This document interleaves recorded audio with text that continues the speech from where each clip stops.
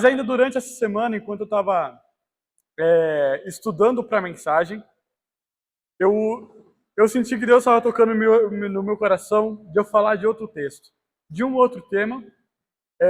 A gente precisa se encher do Espírito Santo e continuar o capítulo 5 de Efésios. Ia ser muito importante para mostrar como a gente faz isso na nossa família, como a gente faz isso no nosso casamento, como a gente faz isso trabalhando. Porém, eu estava pensando aqui, eu conversando com Deus, ele me mostrou o Salmo de número 37, e é para esse que nós vamos concentrar o nosso tempo. Salmos 37, e nós iremos nos dedicar ao versículo 1 até o versículo 29, tá? Mas antes de fazermos a leitura dos Salmos, iremos ler os 2 primeiros versículos ali. Mas eu quero que os irmãos pensem que o capítulo 37, ou o Salmo de número 37, ele foi escrito por Davi, e Davi normalmente em seus escritos, ele escreve como se fosse uma oração para Deus. Nós vemos vários salmos de Davi, que como se ele estivesse conversando com Deus. Deus, sonda meu coração. Senhor, me protege dos meus inimigos. E é quase sempre uma oração. Só que o Salmo de número 37, é diferente porque é uma mensagem do rei Davi para o seu povo. E ele mostra aqui, que é o que nós vamos estudar hoje, que a fidelidade é uma das coisas mais importantes na vida do crente. A fidelidade é uma das coisas mais importantes na vida do crente. Vamos ler aqui o versículo do 1 ao 4, que diz o seguinte: Não se irrite por causa dos malfeitores, nem tenham inveja dos que praticam iniquidade, pois em breve eles se secarão como a relva e murcharão como a erva verde. Confia no Senhor e faça o bem. Habite na terra e alimente-se da verdade. Agrada-se do Senhor, e Ele satisfará os desejos do seu coração. Vamos orar. Senhor Deus, eterno Pai, te agradeço, Deus, por esse culto, como ele tem sido. Te agradeço pelo tempo que nós podemos estudar, ó Pai, as diferenças das traduções e como nós podemos confiar na sua palavra mesmo com essas diferenças. Te agradeço por cada hino que foi cantado, que possamos cada vez mais aprender hinos novos e cantar para o Senhor, mas também cada hino que a gente cante para a tua honra e para a tua glória. Peço a Deus que o Senhor esteja nesse momento da pregação, que o Senhor esteja me usando como instrumento do Senhor para falar somente o que vem de Ti. Que nada de mim, ó Pai, venha atrapalhar o Senhor, passar a mensagem que o Senhor precisa passar para essa igreja. Que essa igreja, Deus, esteja com o coração aberto, coração receptivo para a Sua palavra, que eles possam ouvir, entender e praticar no dia a dia, ó Deus. Que eu também, ó Deus, possa aprender, mesmo depois de ter estudado, que o Senhor me ensine mais coisas. Que possamos, ó Deus, ser fiéis ao Senhor. Em nome do Filho de Jesus que eu oro. Amém. Irmãos, no Salmo de número 37, como eu disse, Davi aqui é um salmo diferente, porque é mais uma conversa com o povo dele, ele sendo rei e ele falando para o povo, do que uma conversa propriamente com Deus. É diferente dos outros salmos, que como se fosse uma oração. Aqui está mais como um discurso para o povo. E esses 4 primeiros versículos, eu acho muito interessante, porque ele nos faz voltar o pensamento para as coisas corretas. Sabe, nós precisamos ser fiéis, irmãos. Nós precisamos ser fiéis a Deus.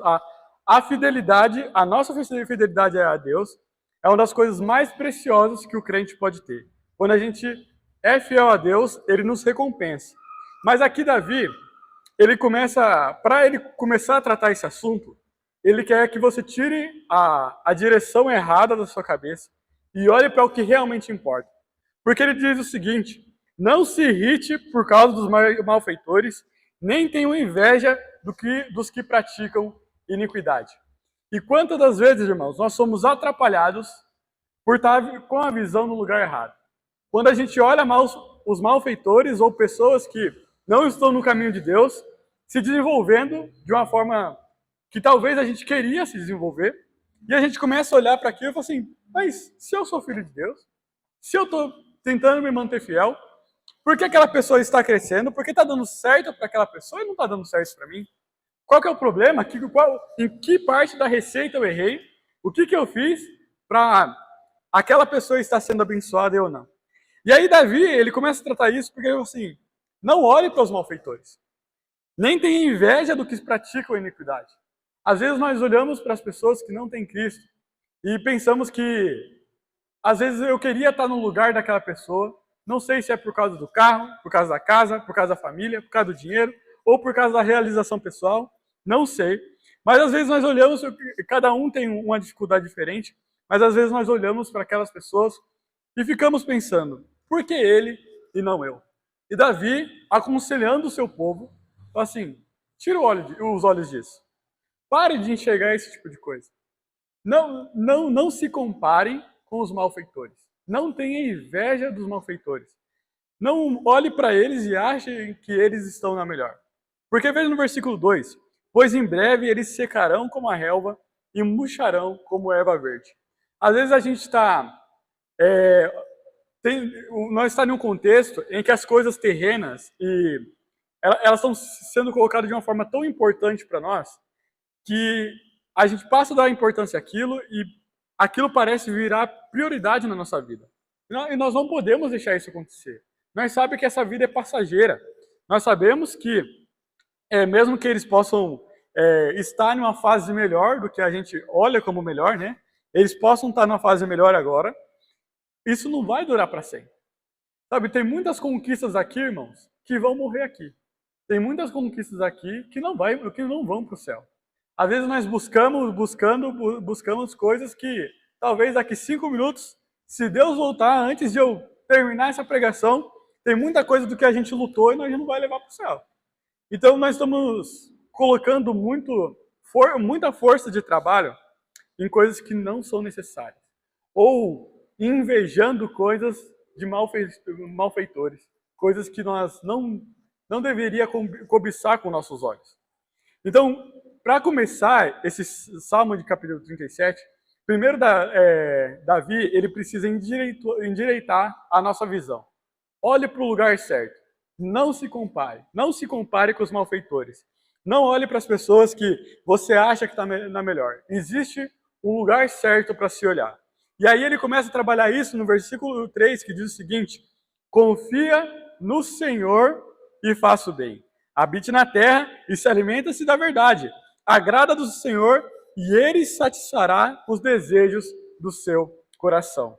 Talvez, irmãos, Davi estava chamando a atenção aqui, porque tem vezes que a gente está cobiçando tanto e esquece de confiar no Senhor. A gente está olhando tanto e se comparando tanto e esquece que é o Senhor que satisfará os desejos dos nossos corações. A gente está esquecendo de confiar em Deus para invejar os malfeitores. Davi está endireitando isso aqui. Está falando assim, olha, para de fazer isso. Tem um lugar certo para se olhar. Não veja essas pessoas. Confie no Senhor. Endireita a sua visão. Confie no Senhor e faça o bem. Confie no Senhor, habite na terra e se alimente da verdade. Confia no Senhor, agrada-se no Senhor e Ele que vai satisfazer os desejos do seu coração. Talvez essa força de trabalho toda que você está colocando podia ser um fardo mais leve se tivesse na mão de Deus. Às vezes a gente gasta tanta força, que nós sabemos que quando a gente lançamos os fardos na mão de Cristo, quando nós falamos, Senhor, é o Senhor que vai na frente, as coisas ficam mais fáceis. E quantas das vezes a gente não já vivenciamos isso? Eu estava tentando e não dava certo. Mas quando eu comecei a colocar na mão de Deus, parece que a coisa mudou. Mas não parece, mudou de fato. Porque Cristo é Deus aqui que vai satisfazer os desejos do nosso coração. E ele continua dizendo, entregue o seu caminho ao Senhor, confie nele e o mais ele fará. Fará com que a sua justiça sobressaia como a luz e que seu direito brilhe como o sol ao meio-dia. E eu acho muito interessante a ênfase aqui de Davi, porque é entregar na mão de Deus e confiar nele. Às vezes ele dá ênfase lá no versículo 3, confie no Senhor, mas ele chama aqui dar ênfase aqui de novo na confiança, porque parece que nós estamos lá. Eu gosto de dar esse exemplo que nossa vida é um carro que nós estamos dirigindo, e aí a gente fala assim, não, senhor, eu vou aqui no banco de passageiro, mas aí toda vez que parece que vai dar alguma coisa, eu vou lá e fico com a mão assim, ó, peraí, eu pego ou não pego, pego ou não pego. Não sei se vocês já ensinaram alguém a dirigir, ou se alguém já ensinou você a dirigir, ficou no banco do passageiro e tava assim, se segurando para pegar no volante de novo. Irmãos, às vezes a gente faz isso com Deus, fala assim, ó, o senhor está no controle, mas na hora que eu achar que está errado, eu pego. Não, isso não pode acontecer. Se nós deixamos o Senhor no controle da nossa vida, devemos confiar nele. Devemos confiar nele. Senta no banco do passageiro e dorme. Senta no banco do passageiro e deixa Deus fazer a parte dele. Deixa com que ele trabalhe. Confie nele. Não deixe que os seus medos atrapalhem Deus trabalhar. Eu sei que Deus ele é soberano. Eu sei que quando ele quer fazer, ele faz. E mesmo que a gente tenha medo ou não, ele vai fazer. Só que tem muitas coisas que Deus ele pede confiança. Ele fala assim, para eu fazer, eu preciso que você confie em mim. Não perca a confiança no Senhor. Não perca a fidelidade no Senhor. Seja fiel a Ele. Confie. Aí, aqui no versículo 7, por exemplo, ele diz isso. Descansa no Senhor e espera nele. Não se irrite por causa daqueles que prosperem em seu caminho, por causa dos que realizam os seus maus desígnios. Espera no Senhor, irmãos. Ah, mas aquele está dando certo. Uma coisa que me chamou a atenção no último capítulo de João é porque Pedro, ele faz um comentário, mas Senhor, e João? Aí Jesus falou assim, ó, João, você deixa para lá, eu estou falando com você, eu estou parafraseando, tá? Eu estou falando com você agora. Eu estou tratando com você agora, deixa João para lá. É a mesma coisa dos malfeitores, viu? Deixa eles para lá. Eu preciso tratar o meu relacionamento com você. Eu preciso tratar a sua confiança comigo. Eu preciso que você descanse em mim. Porque quando a gente descansa no Senhor, independente de como o mundo está, nós estamos na mão do Senhor e Ele vai fazer a mais. No versículo 5 diz isso. O mais Ele fará. Às vezes, irmãos, a gente está lá entregando. Eu brinco que na época da pandemia, eu fui a pessoa que mais entregou currículo. E ninguém tira isso da minha cabeça. Na época da pandemia, eu estava no seminário e eu aproveitava todas as minhas aulas vagas para ficar entregando currículo na internet para mim trabalhar de home office. E, irmãos, na época da pandemia, todo mundo trabalhava home office. E eu ficava lá, entregando. E eu gastava o meu tempo das aulas vagas, o tempo que eu podia estudar a palavra de Deus. Eu ficava lá, entregando currículo. Eu falei, uma hora eu vou ser chamado. Irmãos, até hoje, não tive resposta nenhuma de todos os currículos que eu entreguei. Mas quando eu precisei trabalhar, eu dobrei meu joelho e falei assim, Senhor, eu preciso que o Senhor me sustente. E as portas começaram a abrir.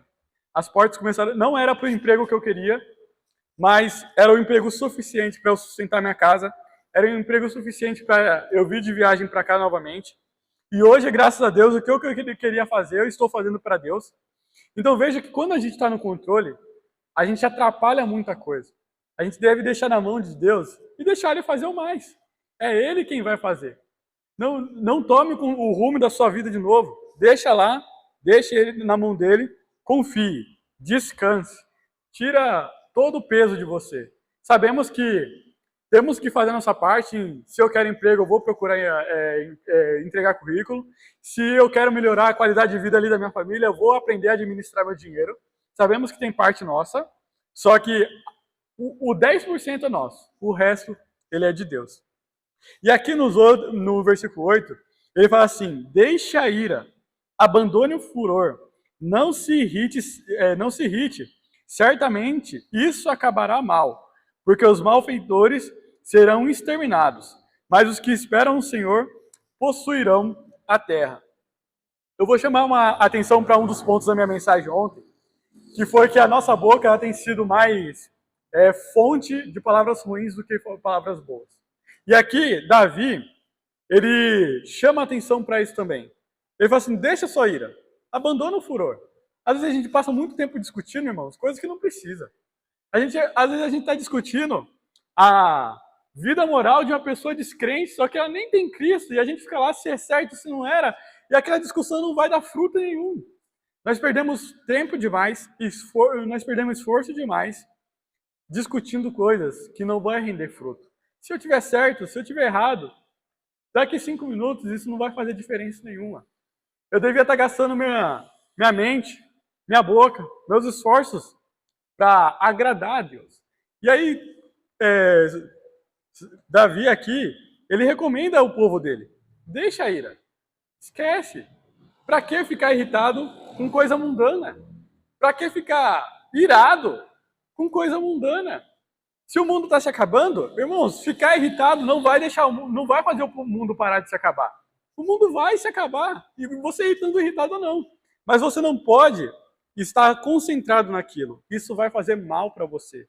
Davi deixa bem claro, se você está seguindo por esse caminho, você vai acabar mal. Se você está seguindo por esse caminho, gastando força onde não deve, isso acabará mal. Aí no versículo 10 diz o seguinte, mais um pouco de tempo e já não existirão os ímpios. Você procurará no lugar onde eles estavam e não os encontrará. Mas os mansos herdarão a terra e terão alegria na abundância de paz.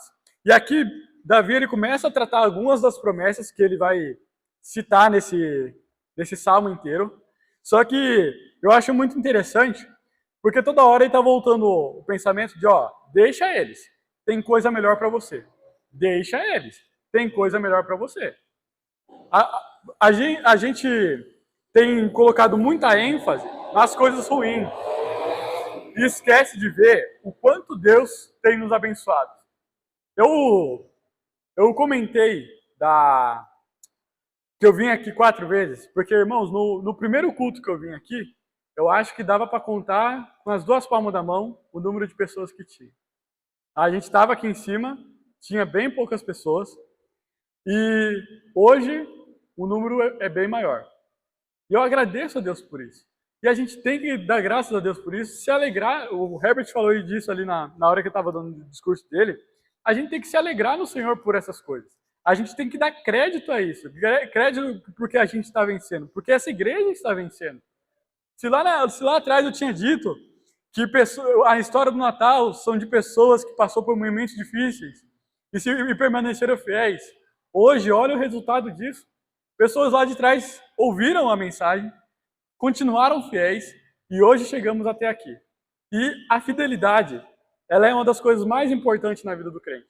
Para essa igreja continuar, para essa igreja crescer, a mesma fidelidade que aquele pouco número de pessoas teve, ela precisa continuar. Ela precisa se desenvolver. Ela precisa se espalhar. Mas eu preciso estar com a minha mente voltada para o lugar certo. E aí ele continua no versículo 12. Os ímpios fazem planos contra os justos, e contra eles rangem os dentes. O Senhor dá risada dos ímpios, pois vê que o dia deles está chegando. Os ímpios puxam a espada e preparam o arco para abater os pobres necessitados, para matar os que trilham o reto caminho. Mas a espada deles se atravessará o próprio coração, e os seus arcos serão despedaçados. Eu tenho certeza, irmãos, que essa igreja já passou por vários ataques. Essa igreja passou por vários ataques, tanto de crentes quanto de descrentes. Eu já ouvi, por exemplo, das vezes que os fios dessa igreja foram assaltados. Satanás está irado com essa igreja. Eu sei que está. Mas a gente tem vencido. A gente tem derrotado. A gente tem nos mostrado fiéis. E vai continuar. E Satanás ele vai tentar derrubar. Só que a gente precisa continuar fiel. Olha, Davi aqui, eu estou tentando fazer uma aplicação para essa igreja, em que Davi fala que os ímpios estão traçando planos. E eu sei, irmãos, que cada um de vocês tem passado por dificuldades espirituais. E a gente precisa se unir como família para vencer cada uma delas. Porque eu sei que Satanás quer nos derrubar. Quer derrubar, mesmo que eu não esteja aqui todo domingo, eu me considero parte dessa igreja também, irmãos. Eu sei que vocês são meus irmãos em Cristo. Eu sei que vocês fazem parte do mesmo corpo de Cristo que eu faço, que nós vamos dividir o mesmo céu. Eu sei que Satanás está irado contra essa igreja, mas nós precisamos nos unir para vencer. Nós precisamos nos unir para permanecer fiel. E aí, diz o seguinte no versículo 16: mas vale o pouco do justo, que a abundância de muitos ímpios, pois os braços dos ímpios serão quebrados, mas os justos o Senhor sustém. E aqui começa uma das coisas que eu acho muito impressionante aqui, a proteção que Deus dá para os justos. Sabe, quantas vezes a gente já venceu batalhas que estavam além do nosso alcance? Já venceu batalhas que parecia que não ia dar certo. Você analisava, fazia as contas. Será que eu tenho forças para continuar? Mas é o Senhor que nos sustenta. É o Senhor que nos dá força. É o Senhor que nos abraça, nos carrega quando precisa. É o Senhor, aqui Davi fala, olha, eles fazem planos, eles vão tentar, só que o Senhor está do nosso lado. Eu gosto de uma frase que é muito interessante, que se eu tenho Deus no meu lado, eu já estou na vantagem. Se eu tenho se vem 99 contra mim e eu estou só com Deus do meu lado, eu estou na vantagem. Deus é o suficiente. Eu acho isso muito interessante, porque mostra a confiança que a gente deve estar em Deus. Se Deus está do seu lado, a vantagem já é sua. A vitória já é sua. No versículo 18 diz o seguinte: o Senhor conhece o dia dos íntegros. A herança deles permanecerá para sempre. Não serão envergonhados nos tempos difíceis e nos dias da fome se fartarão. Esse versículo também é muito interessante, irmãos, porque eu quero que vocês tenham em mente que as promessas do Senhor, elas duram para sempre. As promessas do Senhor, elas duram para sempre. Se Deus ele promete que ele vai dar vitória, ele vai dar vitória. Se Deus ele prometeu que ao você entregar sua vida a Jesus, você vai ter vida eterna, ele vai te dar vida eterna. Se Deus ele faz promessa, ele cumpre. As promessas dele permanecem firmes. Então, irmãos, a gente não pode esquecer das promessas de Deus. Quando nós esquecemos das promessas de Deus, a nossa fidelidade ela é abalada. Quando a gente deixamos de lembrar, obrigado, irmão. Quando a gente deixamos de lembrar tudo que Deus faz, começamos a desconfiar do que Ele vai fazer. Quando começamos a esquecer de tudo que Deus prometeu, a gente começa a desconfiar do que Ele pode fazer. Então nós não podemos esquecer das promessas do Senhor, porque as promessas do Senhor, ela dura para sempre. No versículo 20, diz o seguinte: os ímpios, no entanto, perecerão, e os inimigos do Senhor serão como as mais belas pastagens, desaparecerão, como desaparece a fumaça. O ímpio pede emprestado e não paga. O justo, porém, se compadece e dá. Aqueles a quem o Senhor abençoa possuirão a terra. Aqueles a quem o Senhor abençoa possuirão a terra. E serão exterminados aqueles a quem ele amaldiçoa. Irmãos, Deus ele tem nos ensinado o caráter que a gente deve seguir. Primeiro, ele endireita o nosso olhar. Ele nos lembra das promessas, endireita o nosso olhar, mas ele também começa a trabalhar a diferença que o ímpio tem do crente, ou o ímpio tem dos justos. Sabe, irmão, nós precisamos ser pessoas diferentes. Eu falei muito sobre isso ontem, sobre se encher do Espírito Santo, sobre a gente abandonar nosso pecado, sobre que existe um caráter que a gente deve seguir, um caráter que a gente deve imitar. E aqui é uma das diferenças que Deus mostra aqui, né? Que Davi fala aqui, é sobre pegar emprestado e sobre pegar emprestado e não pagar, o outro compadece e dá. Só que eu quero chamar a atenção, porque o justo, ou a pessoa que confia em Deus, ela faz diferença. Pensa que Davi, ele era o rei que olhava para aquele povo, e ele estava considerando o povo, e ele estava tentando, de certa forma, falar assim, olha, eu sei quem é justo e eu sei quem é ímpio. As suas atitudes, elas provam isso. As suas atitudes, elas mostram quem você é. Se você pede emprestado e não paga, ou se você se compadece e dá, se você mente, se você não mente, se você peca ou se você não pega, se você é fiel ou se você não é, o justo ou o salvo, ele precisa ser diferente. Ele precisa mostrar que ele não é só mais um no meio desse mundo. E aqui, no versículo 23, ele mostra um versículo que a gente conhece, que é bem conhecido entre os irmãos. O Senhor firma os passos do homem bom e se agrada do seu caminho. Se cair, não ficará prostrado, porque o Senhor o segura pela mão. Eu fui moço e agora sou velho, porém jamais vi o justo desamparado, nem a sua descendência a mendigar o pão. É sempre compassível e empresta, e a sua descendência será uma bênção. Sabe, irmãos, por mais que a gente passe por dificuldades, por mais que a gente passe por lutas, a gente pode até tropeçar, mas o Senhor não nos desampara.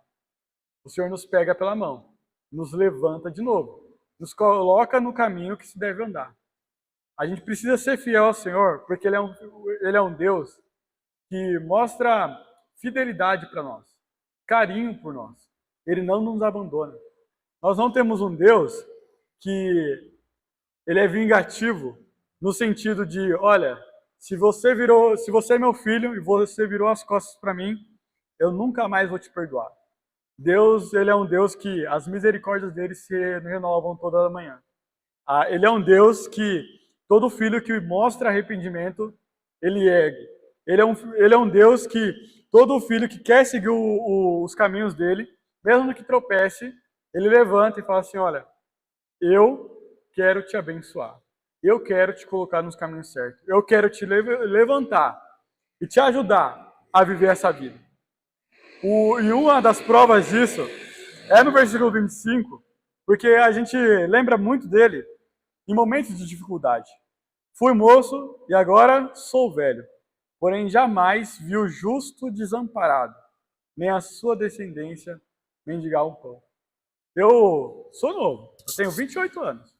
Eu sei que tem pessoas aqui e talvez tenham até o dobro da minha idade. Mas eu acho que você tem mais experiência nisso do que eu. De saber que Deus, ele nunca deixa o justo desamparado. Dificuldade a gente passa, irmãos. A gente passa por situações difíceis. Só que quando a gente dobra o joelho, quando a gente ora, quando a gente tem um coração sincero para Deus e pede para Ele de forma com que demonstramos que confiamos nele, Deus ele não nos desampara. Ele nunca desamparou o justo. Ele não vai desamparar o justo. Isso é contra o caráter de Deus. Ele não vai fazer isso com você. Então, irmãos, eu quero dizer para vocês que a fidelidade é uma das coisas mais importantes que a gente tem. Mas se a gente estiver com os olhos voltados para o lugar errado, se a gente estiver se comparando com o mundo, se a gente esquecer das promessas de Deus, isso vai nos levar de mal a pior. Isso vai acabar com a gente. Eu estou querendo falar Paulo toda hora, mas Davi deixa bem claro aqui que se você vive na ira, isso acabará mal. Se você vive na ira, isso vai acabar com você. Nós temos que reconhecer aonde nós estamos falhando. E temos que ser fiéis ao Senhor. Fidelidade, irmãos. Fidelidade na presença nos cultos, fidelidade na leitura da palavra de Deus, fidelidade na oração, fidelidade na contribuição.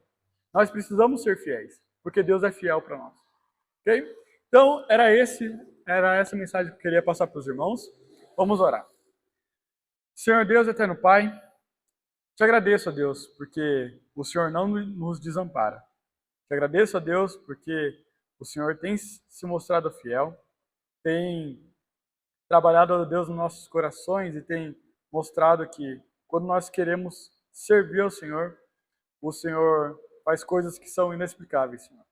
Sabemos que muitos aqui já viveram, Pai, um milagre que somente o Senhor pode explicar. Então, eu te agradeço pela maneira que o Senhor tem carinho pelos seus filhos e peço que essa igreja, Deus, permaneça fiel. Essa igreja, ela reconheça aonde ela está falhando, que ela possa dispensar ao Pai, abandonar o pecado e permanecer fiel ao Senhor. Em nome do Filho de Jesus que eu oro. Amém.